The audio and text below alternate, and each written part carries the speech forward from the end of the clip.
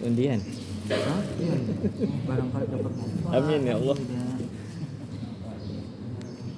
Assalamualaikum warahmatullahi wabarakatuh. Waalaikumsalam warahmatullahi wabarakatuh.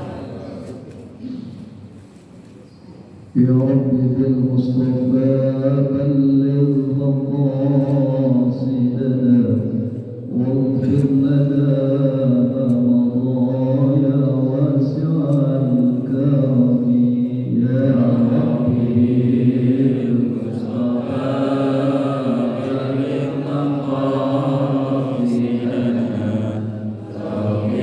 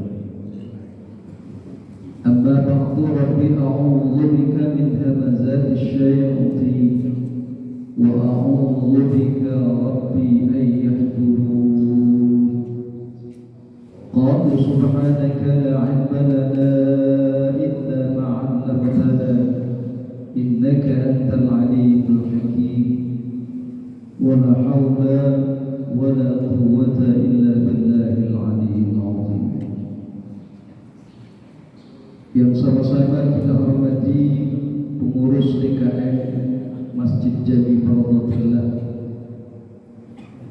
bil khusus Ketua DKM Bapak Dr. Haji Safron, Bapak Ustadz Insan Maulana, Bapak Ahmad Tiri,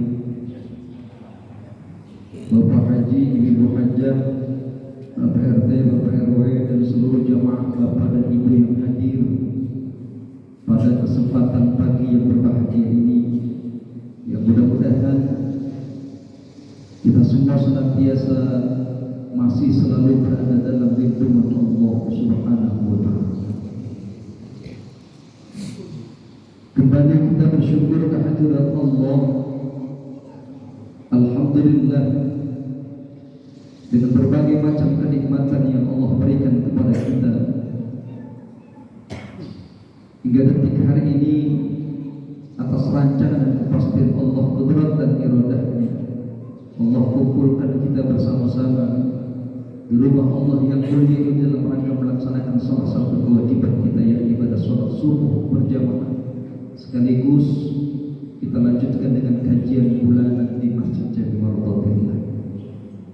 Mudah-mudahan duduknya kita yang singkat dan sederhana ini senantiasa mendapatkan cucuran rahmat dan ampunan Allah Subhanahu wa Ta'ala.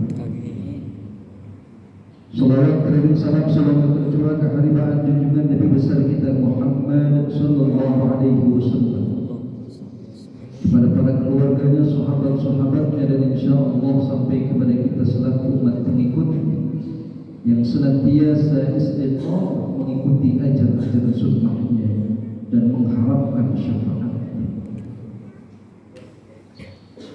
Hadirin wal hadirat yang dirahmati Allah Subhanahu wa Ta'ala, ada salah satu makalah yang disampaikan oleh seorang ulama besar yang bernama Imam Hatibul Asy. Beliau salah seorang murid dari guru yang cukup ternama yang bernama Imam Abu Lais As-Samarqandi. Bahkan saking hebatnya ucapan beliau, maka makalah ini diabadikan dalam kitab Nasaihul Ibad yang dikarang oleh Asy-Syaikh An-Nawawi Al-Albani. Apa Pak makalah yang disampaikan oleh Imam Hatibul Asy? Kata beliau, "Man idda'a arba'an min ghairi arba'in fada'wahu kadzib." Barang siapa yang mengaku 4 hal tetapi pengakuannya tidak diikuti oleh pengakuan berikutnya, maka pengakuannya dianggap dusta di hadapan. Orang ngaku 4 hal tapi tidak diikuti oleh 4 hal berikutnya, maka pengakuannya dianggap bohong. Oh, ibu dibohongin senang apa enggak kira-kira? Enggak. Bapak dibohongin senang apa? Enggak. Enggak mau ya kita dibohongin. Ini pengakuan kita bohong. Kalau 4 yang kita akui tapi tidak diikuti oleh 4 hal berikutnya, maka dianggap dusta. Apa yang pertama kata Imam Hatibul Asy? Yang pertama, man idda'a hubballah wa lam yantahi 'anil maharim. Barang siapa yang mengaku cinta kepada Allah tetapi tidak pernah berhenti melakukan perbuatan-perbuatan yang diharamkan Allah, maka pengakuan cintanya kepada Allah dianggap dusta.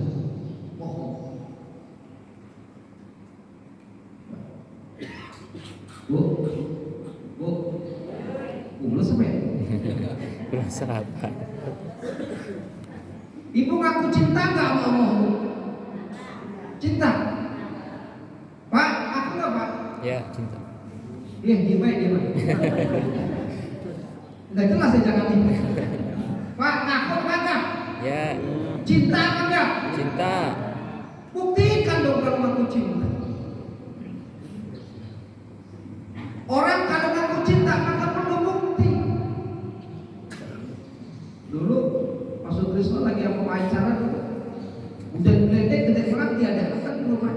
Kenapa? Membuktikan bahwa dia cinta. Yes. Begitu kan? Ketika ada orang ngaku cinta kepada Allah tapi tidak pernah berhenti berbuat yang diharamkan Allah, maka bohong cinta. Bohong. Masih melakukan perbuatan yang diharamkan Allah, berjudi, berzina, meminum minuman khamar, menggunjing, memfitnah, memakan barang-barang yang diharamkan Allah.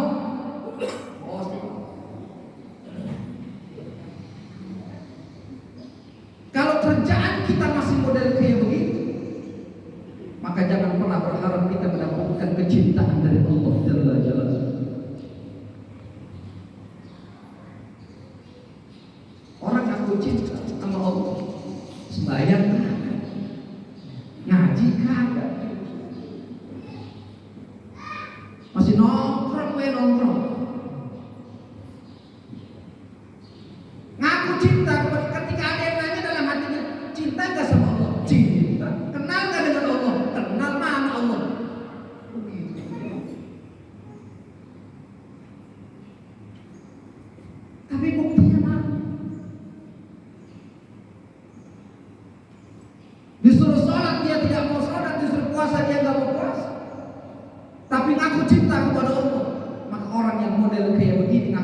hanya bohong di hadapan Allah.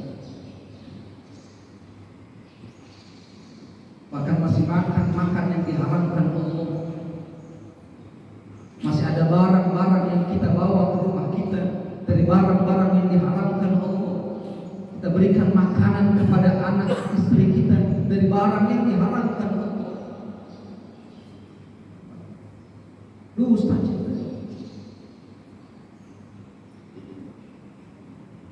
Saya teringat dengan salah satu atau salah seorang sahabat baginda Rasul sallallahu alaihi wasallam yang bernama Abu Dujana. Abu Dujana ini bersahabat Rasulullah yang orang miskin keadaan kehidupannya. Makan makanan pun dia tidak punya. Tapi hebatnya Abu Dujana, setiap waktu sholat berjamaah, terutama waktu subuh, dia nggak pernah ketinggalan ikut berjamaah kepada baginda Rasulullah sallallahu alaihi wasallam. Setiap subuh. Ini setiap subuh di Pondok Gede begini kan kira-kira? Apa cuma hari Minggu doang? Dia balik, alhamdulillah. Besok gue cek pengen tahu.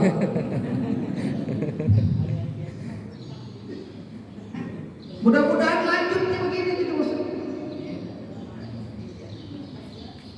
Bahkan sebelum subuh udah bangun. Saya dengar nih informasi dari Masjid Pondok Gede. Karena suaranya sampai ke rumah saya. Kalau bangun waktu subuh. Mana orangnya ini? Ada orangnya? Hidup kan? Itu beneran Pak, dibangunin. Jadi kita bangun subuhnya jangan lempengan azan Pak. Kalau lempengan azan, rugi sudah kita. Celaka kita bangun waktu azan subuh. Mestinya setengah jam sebelum waktu subuh. Minimal waktu tahrim subuh udah bangun. Ketika di masjid di musola bilang Assalatu wassalamu alaik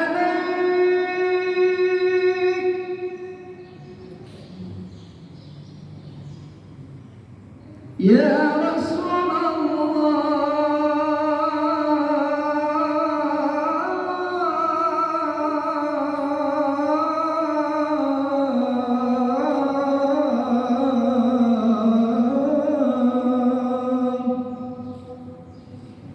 bukan? Ambil gol.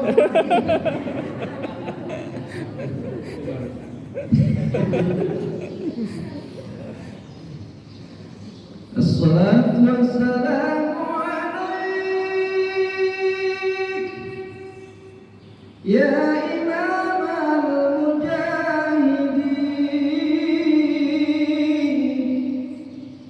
ya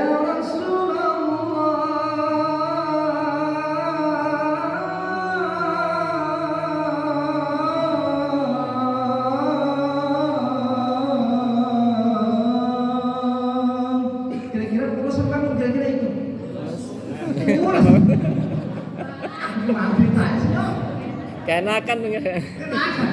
Bulunya malah bangun. Ini malah baca begitu pagi-pagi udah gledek ini bangun. Urus nggak bangun bisa. Mestinya bangunnya minimal waktu itu Pak, kita udah bangun. Syukur-syukur setengah jam sebelum waktu subuh. Kita udah diam di atas tidak ada. Ngapain? Mikir. Mikir sambil zikir. Sholat tahajud, sholat hajat, sholat istighfar, sholat taubat. Isi dengan zikir. Kalimat istighfar yang kita baca. Wa bil ashari yastaghfirun. Itu kalimat istighfar dibaca waktu sebelum waktu subuh tiba. Itu yang paling istimewa. Kembali kepada sahabat, cerita sahabat tadi. Itu sahabat nggak pernah ketinggalan sholat subuhnya bersama Rasulullah. Cuman kebiasaan Abu Dujana setiap habis sholat subuh bersama Rasul. Ketika Rasulullah sudah mengucapkan kalimat Assalamualaikum warahmatullahi Assalamualaikum warahmatullahi, itu Abu Dujana langsung pulang. Berkali-kali yang begitu dilihat oleh Rasulullah. Akhirnya satu ketika ditegur oleh Rasulullah, wahai Abu Dujana, labbaik ya Rasul. Aku perhatikan selama engkau ketika sholat subuh bersama. Ketika aku sudah mengucapkan salam, kau langsung pulang. Apakah engkau tidak mau ikut zikir bersama? Apakah tidak mau ikut berdoa bersama? Kata Rasulullah. Apa jawaban Abu Dujana, saudara? Jawaban Abu Dujana, ya Rasulullah, aku bukannya tidak mau ikut zikir bersama, aku bukannya tidak mau ikut doa bersama,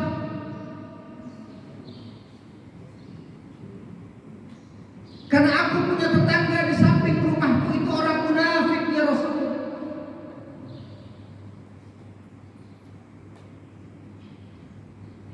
Kalau setiap malam itu buah kurma yang di samping rumahku orang munafik itu, pohonnya besar, pohon kurmanya, bahkan ada cabang yang sampai masuk ke rumah. Setiap hari itu buah kurma jatuh di pekarangan rumah. Aku khawatir kalau seandainya aku pulang terlambat dari sholat subuh, anakku keburu bangun, kemudian dia melihat ada kurma berserakan di halaman rumahku, yang itu bukan milikku. Kemudian anakku memakan, karena di rumahku tidak punya makanan.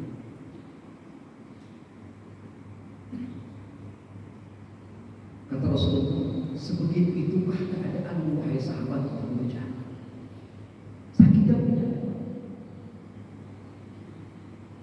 Iya Rasulullah. Makanya kalau habis sholat langsung pulang. Iya. Di sini ada di sini. Ada yang habis assalamualaikum langsung ibu aja. Bukan gara-gara anaknya takut makan barangnya haram, perutnya mules. Makanya pulang dulu. Maksudnya ikut dulu wiridan, ikut doa dulu bersama-sama.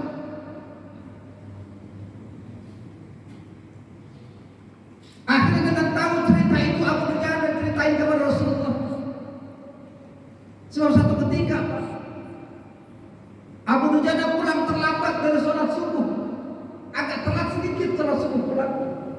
Begitu sampai di rumah, dia melihat anaknya sudah bermain di halaman rumahnya, dan ternyata ada di antara anaknya itu yang ngambil buah kurma, bahkan sampai dia kunyah itu buah kurma, padahal itu buah kurma bukan milik bapak.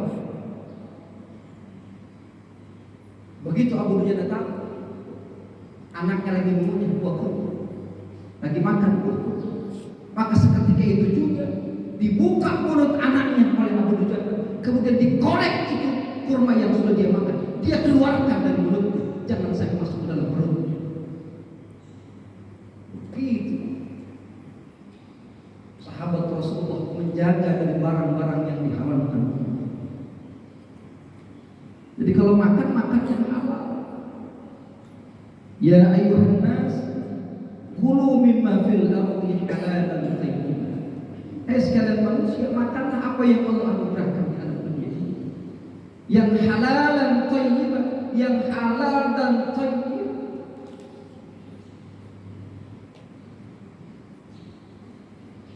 Padahal jatuh di pekarangan rumah.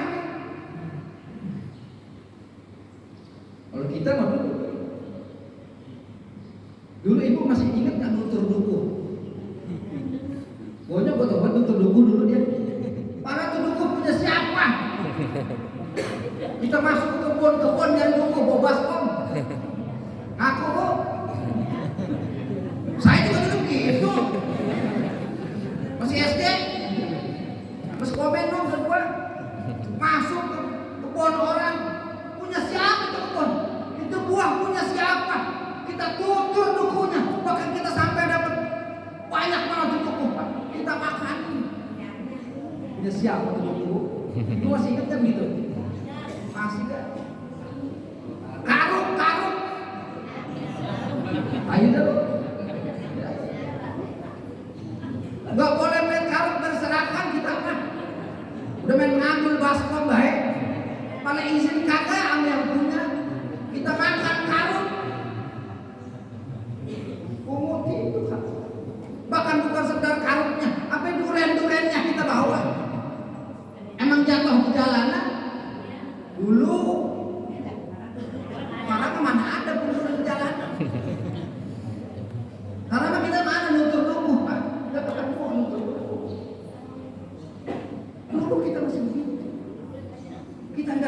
itu kita makan. Dulu gue udah ngasih tahu kali ya. Jadi mengajar udah. Mengajar. Maka kita pilih yang bagus-bagus, yang jelek-jelek kita makan duluan. Yang meletak-meletak kita makan duluan. Aku ya. Ada kita bikin cuka saking banyaknya. Tuh, dulu. Sekarang udah menang udah.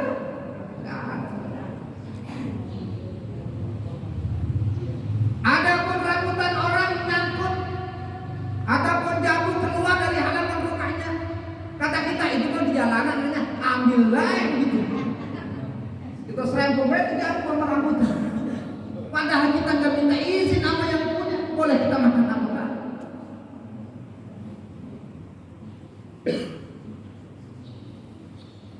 Takut itu barang yang diharamkan masuk ke dalam perut kita. Orang yang gak ikhlas, coba dia. Makanya zaman sekarang udah, yang dosa-dosa kita zaman dulu banyakin istighfar kita, banyakin minta ampun kepada Allah.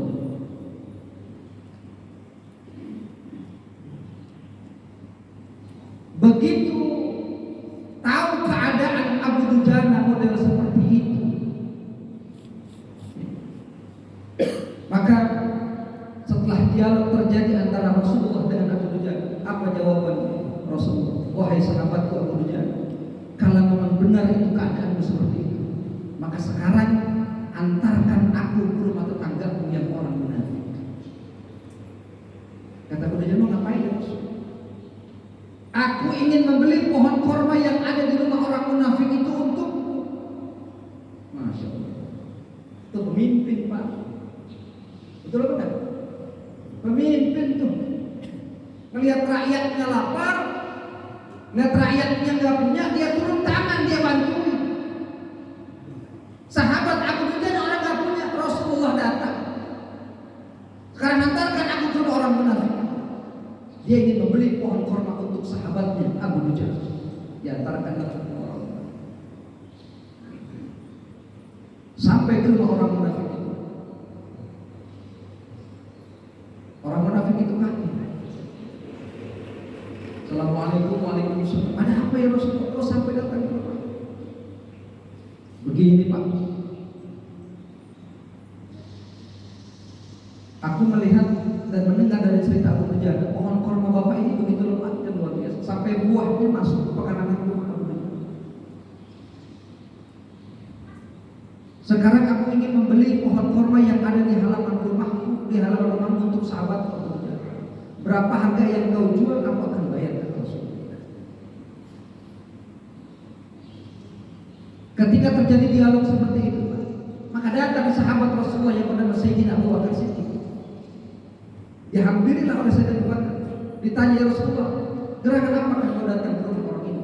Wahai sahabatku Abu Bakar, aku ingin membeli pohon korma yang berada di rumah orang munafik itu untuk sahabatku. Oh, mendengar Rasulullah ingin membeli pohon korma itu, tidak berpikir panjang lagi sahabat Rasulullah Abu Bakar As-Siddiq, dia bilang, biarkan aku yang membayarnya ya Rasulullah. Berapapun harga pohon korma itu dijual oleh orang munafik, maka aku akan bayar. Sahabat Nabi dia begitu. Dasarnya orang munafik. Dia tahu pohon kormanya ada yang bayar dengan harga yang mahal, maka semakin tinggi dikasih harga. Kayaknya hati-hati Pak dengan orang munafik. Munafik tandanya sudah tahu kan? Ada berapa tandanya? 3. Apabila dia berbicara dia dusta. Apabila berjanji dia mengingkari. Apabila dikasih amanat dia khianat. Dasar orang munafik. Maka begitu ingin dibayar dengan harga yang mahal, dikasih dengan harga yang tinggi, berapapun dibayar oleh setiap orang. Kata dia, toh pohon korma itu masih berada di halaman rumahku dan aku masih bisa makan buahnya. Kata dia. Dibayarlah oleh setiap orang. Begitu sudah dibayar dengan harga yang mahal, maka pagi berganti siang, siang berganti sore, sore berganti malam. Begitu sudah mau pagi kebiasaan Abu Dujana keluar rumah untuk sholat subuh bersama Rasulullah. Alangkah terkejutnya begitu keluar rumah dia buka pintu, maka di halaman rumahnya ada pohon korma yang tadi di halaman rumah orang munafik waktu siang, sekarang posisinya pindah di halaman rumah orang sahabat Rasulullah Abu Dujana. Kaget Pak Abu Dujana, kok ini pohon korma bisa pindah? Pertanyaan kita, siapa yang pindahin pohon korma itu? Pesulap merah. Bukan. Ujang Mustomi, bukan. Siapa yang pindahin Pak? Ternyata yang pindahin pohon korma dari rumah orang munafik ke halaman rumah Abu Dujana itu adalah Allah Subhanahu wa Ta'ala, tanpa meninggalkan bekas sedikit. Begitu orang munafik keluar rumah, oh ternyata pohon korma aku sudah pindah di halaman sahabat, di halaman rumah tetangganya.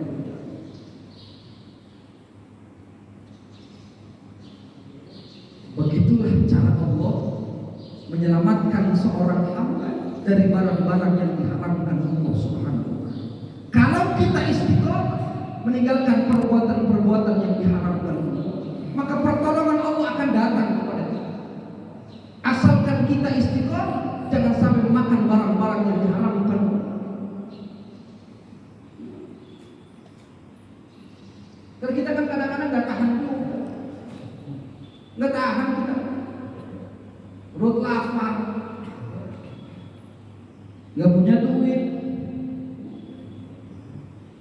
kesempatan ada, hajar udah. Apapun yang ada di depannya dihajar, diambil, dibawa pulang, dikasih makan buat anak istri.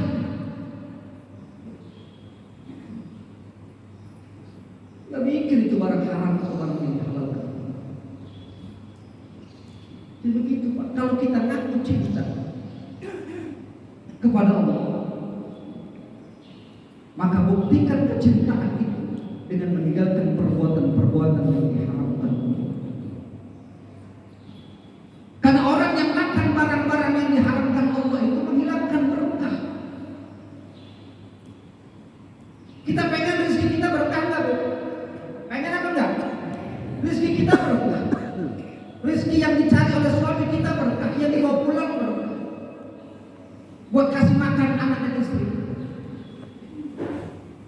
Tapi kalau cara yang diharapkan Allah kita bawa pulang, jangan pernah berharap rezeki kita berkah Allah Subhanahu wa Ta'ala.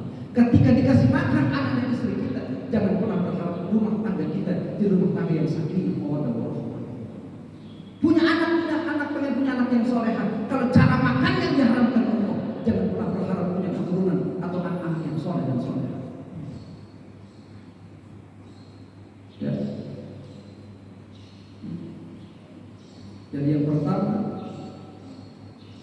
maqalah yang disampaikan oleh Imam Hatim al-Aswad adalah manidda'a hubballah wa lam yantahi 'anil mahal.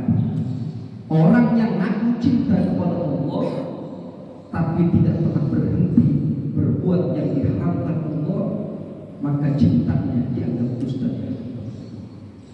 Satu, dari itu nggak bisa. Suruh berapa menit lagi?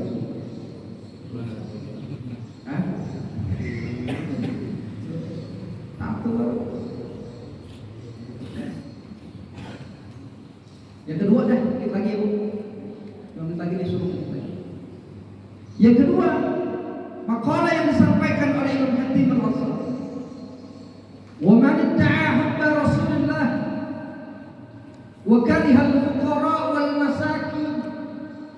Kalau ada orang yang ngaku cinta kepada Rasulullah tetapi perbuatannya malah membenci orang-orang fakir dan miskin, maka pengakuannya dianggap dusta. Jujur dalam hati kita tanya, aku nggak cinta sama Nabi. Di besok bulan Maulid ya, kita buktikan kecintaan kita kepada Rasul. Orang yang ngaku cinta sama Rasul, mestinya bagaimana? Dia cinta dan sayang kepada fakir miskin, bukannya malah membenci.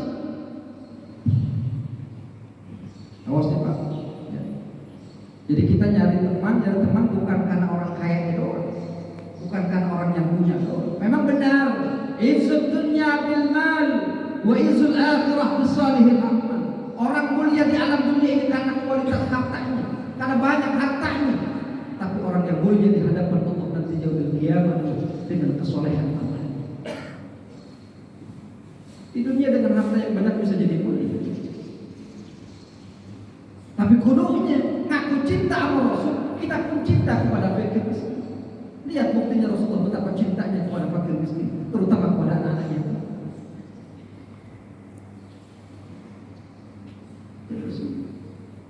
Jadi kalau ada hajatan yang mengundang orang kaya, kita menunggu.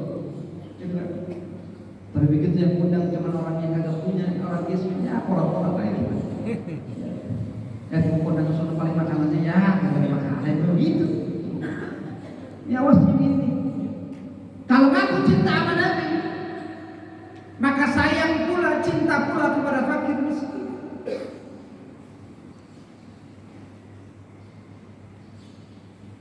Yuhibbul fuqara wal masakin, Rasulullah begitu dalam sebuah kitab perawi. Rasulullah begitu amat sangat cintanya kepada orang-orang fakir miskin dan orang-orang fakir, orang-orang yang tidak punya, orang-orang yang butuh bantuan kita. Jadi mudah-mudahan berdua saya sampaikan, sebenarnya ada 4, besok 3 tahun lagi saya sampaikan.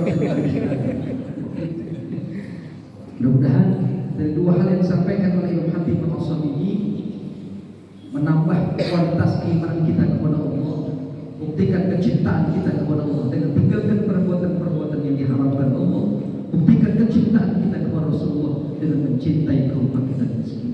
Ala hadhihi niyyah wa ala kulli niyyatin shalihah ila hadratin Nabi al-Fatihah. A'udzu billahi minasy syaithanir rajim. Bismillahirrahmanirrahim.